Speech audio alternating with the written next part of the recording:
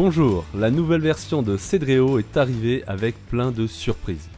L'étape tracée fait partie des grandes évolutions. Rassurez-vous, aucune fonctionnalité n'a été supprimée et nous allons voir ensemble ce qui a changé. Les 8 étapes que nous avons l'habitude de voir en haut de la page n'ont pas bougé, ainsi que le chat, la sauvegarde, le plein écran et la fermeture du projet. Les outils qui apparaissaient ici à gauche dans l'ancienne version apparaissent maintenant sous les 8 étapes dont nous venons de parler, et ce, pour toutes les étapes. Ici par exemple, dans l'étape tracée, nous pouvions trouver la création des murs et cloisons, l'édition des pièces, la création des niveaux ainsi que les outils redimensionnement, calque et miroir.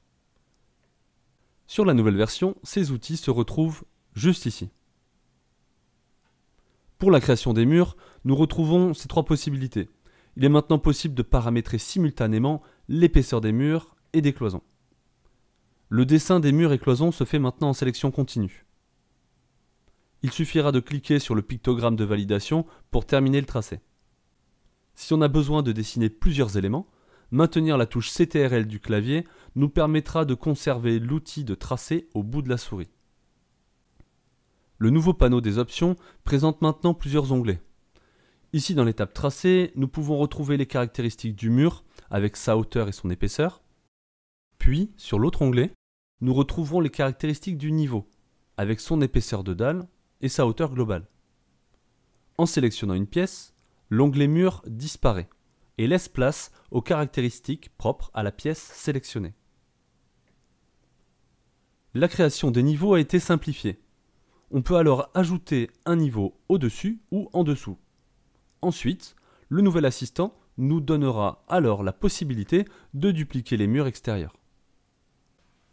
Vous remarquerez aussi que la sélection des étages qui dans l'ancienne version de Cedreo se trouvait ici, a été déplacée au centre de la zone de travail. L'import d'un calque se déroulera maintenant dans le panneau de droite. Il nous suffira de suivre les étapes proposées. Il est nécessaire de valider chaque étape jusqu'au bout pour importer correctement le calque. Enfin, l'outil miroir nous permettra de miroiter le projet verticalement et horizontalement. On espère que vous allez adorer cette nouvelle version de Cedreo autant que nous.